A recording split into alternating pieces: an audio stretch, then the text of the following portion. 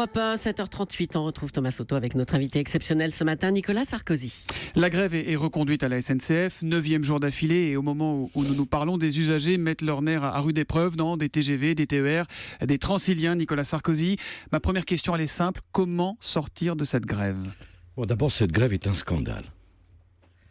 Les Français ont été durement éprouvés par des inondations. Les Français attendent avec impatience l'euro.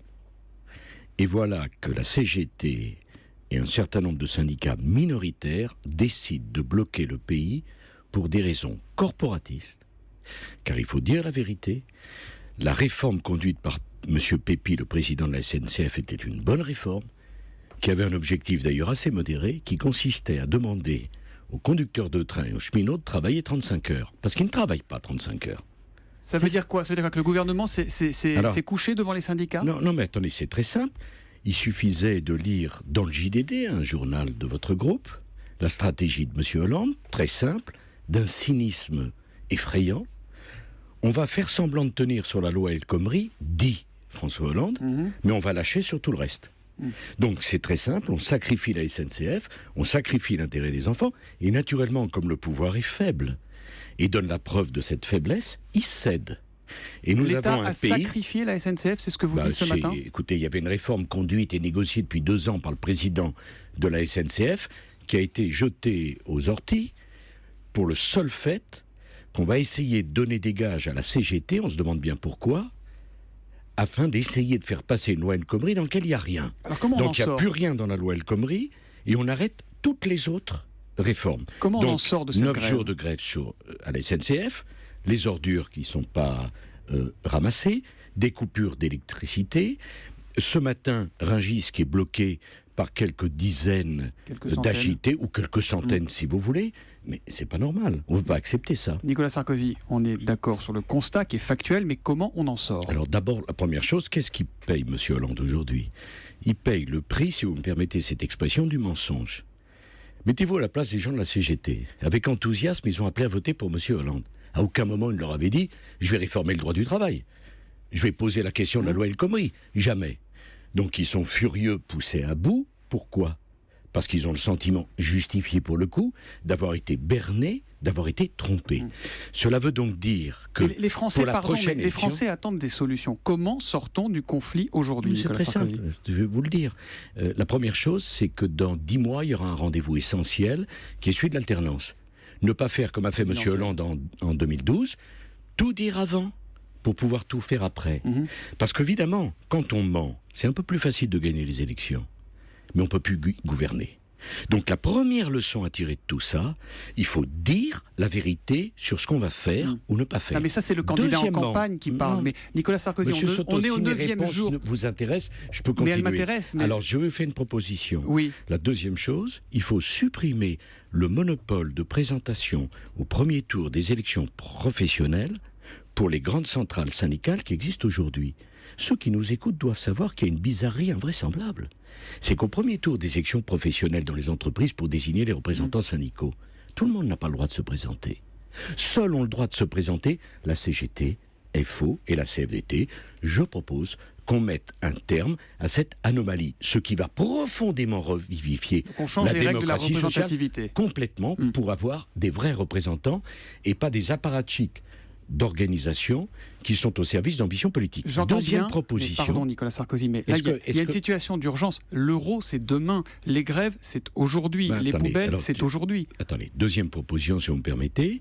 Je souhaite que dans les entreprises, les centrales syndicales ne puissent plus nommer des délégués syndicaux qui sont des fonctionnaires de leur centrale, mais que ces délégués soient élus. Troisième élément, je souhaite que dans chaque entreprise, le chef d'entreprise puisse décider d'un référendum pour demander l'avis aux salariés et qu'à une voix de majorité, ça soit la décision, ce qui permettrait de sortir d'un certain nombre de blocages, parce qu'aujourd'hui, c'est une minorité d'employés de la SNCF qui fait grève, c'est une minorité d'employés d'Air France qui a fait grève l'autre jour, ce sont toujours des minorités qui bloquent. Eh bien c'est très simple, on fait le référendum dans l'entreprise, et s'il y a une voix de majorité pour la grève, on fait la grève, s'il y a une voix de majorité pour la reprise, on fait la reprise. Pour la situation d'aujourd'hui, on réquisitionne chaque fois que c'est bloqué, les dépôts de carburant Il n'y a aucune raison que quelques dizaines de personnes obligent les Français à faire la queue pour avoir de l'essence. Sur la SNCF, j'ai voulu et fait voter avec Xavier Bertrand à l'époque le service minimum dans les transports en commun. Et je souhaite qu'on aille plus loin dans le service minimum. Là, vous aviez dit 6 juillet 2008, désormais, quand il y a une grève en France, personne ne s'en aperçoit. Et bien là, on s'en aperçoit bien. Est-ce que vous ne regrettez pas de ne pas être allé au bout de votre idée? Non, parce qu'à l'époque, il y avait un gouvernement qui faisait respecter la règle. Bon. Mais je souhaite il y en qu'on a eu aille des plus grèves loin. après, hein. Il y a eu les raffineries bloquées pendant 3 semaines en 2010. J'ai réquisitionné. Ça a duré 3 semaines. Il n'y a pas eu de violence. Alors, 72 policiers blessés. Non, monsieur, il n'y a pas eu de violence, alors que c'était extrêmement difficile. Alors, je souhaite que le service minimum soit élargi aux transporteurs aériens et à tout ce qui est stratégique, et notamment les dépôts de carburant. On ne peut pas laisser un pays bloqué. Il faut revenir sur la définition du droit de grève ou pas? Je ne comprends pas pourquoi la place de la République est occupée par des gens qui sont debout la nuit, c'est donc qui sont couchés le jour. Bon, ça donne une impression de perte d'autorité générale. Maintenant qu'il y a 3 lycéens qui sont contre une loi qu'ils ne connaissent même pas, on bloque les lycées, on ne dit rien. Lorsqu'il y a des étrangers en situation irrégulière qui campent sous les métros de Paris, on ne dit rien. Lorsque la CGT veut casser l'euro, on ne dit rien. Il y a une perte générale d'autorité. Dans le pays, on a besoin d'un peu d'autorité. Alors le détonateur de tous ces conflits, ça aurait été le projet de loi travail. Qu'est-ce qu'on fait aujourd'hui de cette loi El Khomri tellement mal née, Nicolas Sarkozy? Mais dans la loi El Khomri, il faut bien dire les choses, il n'y a plus rien. Il n'y a quasiment plus rien. Il y a l'article 2, que je soutiens d'ailleurs, qui dans l'échelle des normes, dit que c'est plus important ce qui est décidé dans l'entreprise que ce qui est dans la branche. Ça veut dire que vous le voterez? Vous le ferez voter au Sénat, l'article 2? Non, il n'y a plus 2? rien aujourd'hui. Il n'y a plus rien. Non, il y a un point. Si vous défendez l'article 2, il y a une façon très simple de le sauver. Si le Sénat vote le même article à la virgule près, il devient intouchable quand il revient à l'Assemblée. Donc est-ce que c'est la consigne que vous allez faire passer? L'article 2 est un article positif. Pour le reste, la loi El Khomri laisse à penser qu'on résout les problèmes de rigidité du droit du travail. C'est faux. C'est un mensonge de plus. Ça ne résoudra aucun des problèmes. Donc c'est pas parce qu'il y a une vague de choses bien dans un océan de catastrophes qu'on doit être obligé de dire oui et amen à tout. Donc il vaut mieux voter contre dans l'ensemble de la loi? Non, on verra ce qui sortira du Sénat, puisque comme vous le savez, nous avons la majorité au Sénat. Le Sénat va donc décider d'amender le texte. Vraisemblablement, ce texte va sortir du Sénat différent par rapport au moment où il est rentré. Il repartira à l'Assemblée. On verra ce que le gouvernement retient de nos amendements ou pas. Si c'est positif, on le votera. Si c'est négatif, on ne le votera pas. Mais sur l'article 2, vous souhaitez qu'il ne soit pas corrigé pour qu'il passe? Non, l'article 2, le positif. Donc, Monsieur Soto, ça s'appelle la démocratie. Et dans démocratie, la majorité et l'opposition essayent de se mettre d'accord pour trouver l'intérêt général, la voie de l'intérêt général pour le pays. À propos d'emploi, pour la première fois depuis 2011, Nicolas Sarkozy, le chômage a baissé 2 mois de suite. Et pour la première fois depuis septembre 2008, il est en baisse sur 1 an. Est-ce que François Hollande est en train de gagner ce pari-là? Est-ce que ça va mieux, pour reprendre sa formule? C'est un mensonge de plus, Monsieur Soto. Vous parlez de quoi? Du chômage catégorie A ou du chômage catégorie A, B et C? Ah bon, c'est formidable, c'est un choix éditorial de votre part? Non, ce sont des chiffres sur lesquels on se base, sur lesquels on se compare. Si le chômage catégorie A baisse, ça veut dire qu'on a envoyé en catégorie B des gens qui étaient en A et en catégorie C des gens qui étaient en B. Donc, la l'INSEE ce matin revoit à la hausse le nombre de créations d'emplois pour les 2 derniers trimestres. Monsieur Soto, sur l'ensemble du quinquennat, c'est très simple. Sur les 4 ans et demi, la France, malheureusement, a fait en termes de chômage et de déficit infiniment moins bien que l'ensemble des pays européens. Vous parliez du quinquennat que j'ai eu l'honneur de présider. Dieu sait qu'on n'a pas tout fait bien, mais pendant les 5 années de mon quinquennat, nous avons fait mieux en termes de chômage, de déficit et de dette que la moyenne des pays européens. C'est la vérité. Bon, donc ça ne va pas mieux sur le chômage, vous n'êtes pas d'accord avec cette formule? Qui le dit? Personne. À part vous, vous êtes la première personne que j'entends dire ça, mais je le prends avec beaucoup d'intérêt. Moi, je vous pose une question et je regarde les chiffres. Je constate en catégorie A, il y a 650 000 chômeurs de plus depuis que M. Hollande est arrivé. Et si vous additionnez 580 000. Et si vous additionnez les 3 catégories, on ne doit pas être loin du million, voire dépasser. 1 39 000, on est au-dessus. Parfait. Ben voilà, vous voyez que quand j'arrive à vous faire dire les choses, vous y venez. C'est très factuel. Voilà, permettez-moi mon tour de vous poser. Au bout de 4 ans, c'était 552 000 et 824 000 pour ABC. Monsieur Soto, si vous me permettez, à mon tour de vous poser une question, est-ce que vous considérez, puisqu'on s'est mis d'accord sur les chiffres, plus d'1 million de chômeurs depuis que M. Hollande est là, sur les 3 catégories, et vous me dites, vous vous rendez compte, c'est formidable, le chômage a baissé. Quand il y a 1 million de chômeurs en plus, à mon avis, il n'a pas baissé. Je vous demande si est-ce que vous pensez que la courbe est en train de s'inverser et que ça va mieux comme le dit le gouvernement? Comment voulez-vous que ça aille mieux? Nous sommes le seul pays d'Europe qui a une politique qui consiste à augmenter les dépenses publiques, à augmenter les impôts et à accroître la rigidité du droit social pour les entreprises. Tous les autres ont fait différemment. Dans le même temps, l'Allemagne a divisé par 2 son chômage, la Grande-Bretagne aussi, et les Espagnols ont baissé leur chômage de 25%. Bon, parce que leur politique est tout à fait différente. Ils baissent les impôts, ils donnent de la souplesse au droit social. Nous avons fait le contraire. Chaque jour, M. Valls annonce de nouvelles dépenses publiques pour arroser une catégorie particulière afin de les acheter dans le cadre de le prochain rendez-vous présidentiel. Nicolas Sarkozy, Vous 2 voyez bien questions ça, quand même. rapides avec des réponses précises, s'il vous plaît. Si vous revenez au pouvoir dans un an, est-ce que vous supprimez les 35 heures? Vous ne les aménagez pas, mais est-ce que vous les supprimez? Sur la durée du temps de travail, nous disons aux entreprises qui veulent rester aux 35 heures qu'elles peuvent le rester. Pour les autres, référendum dans le cadre de chaque entreprise pour déterminer ce que sera dans leur entreprise leur durée de travail. Donc pas de suppression, mais la liberté pour chaque entreprise de On choisir. donne la liberté, pas pour chaque entreprise, Monsieur Soto, soyons précis si vous le permettez. On donne la liberté aux salariés et aux chefs d'entreprise de décider à quel moment commencent les heures supplémentaires de leur entreprise, de décider quelle doit être la durée de travail de leur entreprise. Il n'y a aucune raison, compte tenu de la diversité infinie des entreprises de l'économie française, que ça soit la même règle. Donc ça sera la liberté décidée par les chefs d'entreprise et par les salariés. 35 heures ou pas 35 heures. Très concrètement, le contrat unique qui remplacerait CDD et CDI, oui ou non? Je ne suis pas favorable au contrat unique pour une raison très simple.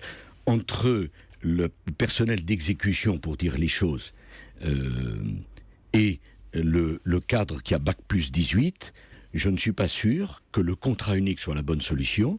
Je crois qu'au contraire, la bonne solution, c'est des contrats adaptés à chacun.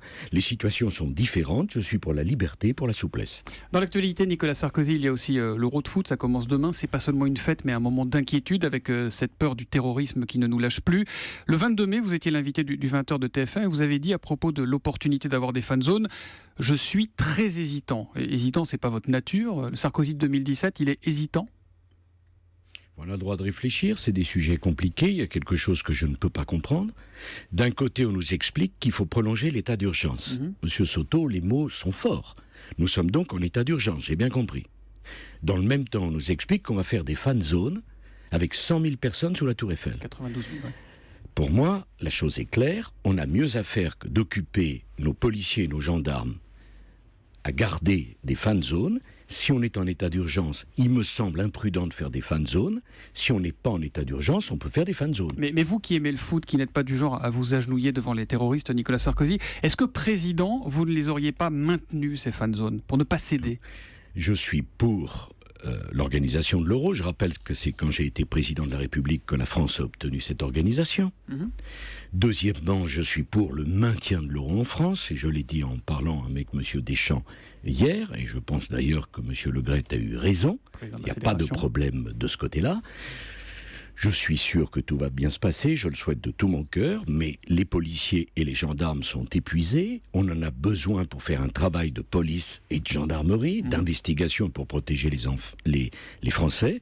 Je pense que le choix de fan zone n'est pas adapté à un pays qui est en état d'urgence. Donc vous êtes contre les fan zones. Est-ce que vous dites à ceux qui vous écoutent ce matin, n'y allez pas, n'allez pas dans ces fan zones? Mais non, je vous me demandez mon opinion, je vous donne mon opinion. Pour le reste, il faut faire confiance aux autorités de notre pays. Je ne veux pas politiser en quoi que ce soit l'euro. On me pose une question, j'ai été ministre de l'Intérieur, j'ai été président de la République. Est-ce que vous auriez fait des fan zones en même temps que l'état d'urgence? Non, mais vous savez, de la même façon, si on est en état d'urgence, je ne comprends pas pourquoi on peut occuper la place de la République. Si on est en état d'urgence, je ne comprends pas pourquoi la CGT peut bloquer les accès ce matin à Rungis. Parce que l'état d'urgence, ça veut dire quelque chose. À moins que l'état d'urgence, ça soit simplement une déclaration marketing. Si ça correspond à un véritable état d'inquiétude, alors on doit en tirer des conséquences. Une question autour de l'équipe de France, des polémiques de ces derniers jours. On voit bien en fait comment le débat est posé, vers quoi nous ont emmené Karim Benzema, Eric Cantona, Jamel Debbouze. Est-ce que vous diriez, pour parler clairement, pour parler comme parlent les gens, qu'il n'y a pas assez d'Arabes dans cette équipe de France? Non, non. Et d'ailleurs, je trouve injuste, si vous me le permettez, de mettre M. Benzema au même niveau que Cantona ou Jamel Debbouze. Parce que ce Benzema, qu'il soit déçu, c'est normal. Et quand on est déçu, on peut dire des choses qui dépassent sa pensée, et moi je ne l'accablerai pas. Je n'aime pas ça, et je ne le ferai pas. De M. Cantona, il aurait mieux fait de se taire. Je me souviens d'ailleurs de ses déclarations insensées au moment de la crise financière où il demandait aux Français d'aller retirer leur argent des banques comme s'il était en la matière, il avait quelques compétences que cela soit. Quant à Jamel Debbouze, il s'est excusé pour ce qu'il a dit. Le procès qui a été fait à M. Deschamps et à Noël Le Graët est un procès scandaleux. Et on a le résultat du communautarisme. Quand on communautarise tout, quand on ramène tout le monde à ses origines ou à sa religion, eh bien on a ce résultat-là. On ne parle plus aux Français, on ne parle plus à la communauté nationale, on parle à des communautés. C'est insupportable. Alors après, on peut être d'accord ou pas sur la sélection de Ben Arfa ça, il y a 66 millions de sélectionneurs, ça on le sait. Ben oui, et 66 millions de spécialistes de la politique. Mais ça, c'est un autre débat. Mais dire qu'ils n'ont pas été sélectionnés en raison de leur origine, je trouve que c'est profondément déplacé, profondément injuste et profondément choquant. Dernière question, Nicolas Sarkozy, avant de vous retrouver à 8h avec Jean-Pierre Elkabbach. Ça concerne les migrants. Anne Hidalgo veut créer un camp humanitaire pour les migrants à Paris. François Baroin, qui vous soutient désormais publiquement, qui soutient le candidat que vous n'êtes pas encore, est pour. Et vous, est-ce que vous êtes pour ce camp de migrants, ce camp humanitaire à Paris ? Bon, d'abord les maires, il faut bien la comprendre. Ils se trouvent abandonnés par l'État, il n'y a plus de Schengen, il n'y a plus de Dublin. L'Europe, je vais employer un mot fort, est en train de devenir une passoire. Et les maires se retrouvent avec une situation humanitaire impossible à gérer. Donc, ils essayent de faire comme ils peuvent. La question pour moi est tout autre, c'est qu'est-ce qu'on attend pour réformer Schengen ? Ça fait 2 ans que Schengen s'écroule. J'ai proposé un Schengen 2, géré par un gouvernement de Schengen qui serait composé des ministres de l'Intérieur de l'Europe, présidé par l'un des leurs, à qui on rattacherait Frontex, et on dirait clairement qu'on ne peut pas rentrer en Europe uniquement parce qu'on le demande. Donc la question n'est pas le camp de réfugiés de Madame Hidalgo. Bah si, elle se pose là. Elle se pose qu'elle veut l'ouvrir. Pardon. Bah, c'est simplement, si on ouvre des camps de réfugiés parce qu'on ne contrôle plus nos frontières, alors vous savez, des camps de réfugiés, on va en faire tous les jours. La question, c'est le contrôle. Il ne faut pas ouvrir aujourd'hui un camp de migrants à Paris ? J'ai essayé de dire les choses de façon plus intelligente et plus mesurée. Parce que j'ai fermé Calais, la jungle de Calais. Ouais. Et je sais très bien ce qu'il en est. Quand vous créez un camp, vous créez un appel d'air. Donc ce n'est pas la solution, même si je peux comprendre que des maires abandonnés par l'État, à partir du moment où les gens rentrent en France, ils disent il faut bien qu'on en fasse quelque chose. La solution, c'est de refonder Schengen, de tenir nos frontières. Nous ne pouvons pas accueillir tous ceux que l'on accueille. D'ailleurs, on les accueille même pas. On les laisse passer, c'est tout. C'est encore une fois l'exemple parfait d'une perte complète d'autorité. C'est un peu la différence entre le président qui a une vision globale et le Premier ministre potentiel, François Baroin, qui lui est plus concret sur les problèmes et qui dit oui à ce camp en fait. Non, est-ce que vous savez, c'est des problèmes difficiles. Je vous explique que l'État est défaillant ne contrôlant pas nos frontières et que les maires se retrouvent donc avec un afflux de personnes et ils se disent est-ce que je les mets dans un centre ou est-ce que je les laisse sur la voie publique ? Donc on peut comprendre qu'un maire réagisse comme ça. C'est pas pour autant qu'on est d'accord avec une politique d'immigration qui consiste à faire de la France et de l'Europe une passoire. Merci beaucoup Nicolas Sarkozy. Vous restez avec nous jusqu'à 9h. À 8h10, ce seront les questions politiques face à Jean-Pierre Elkabbach. Et puis bien sûr, il y aura Nicolas Canteloup.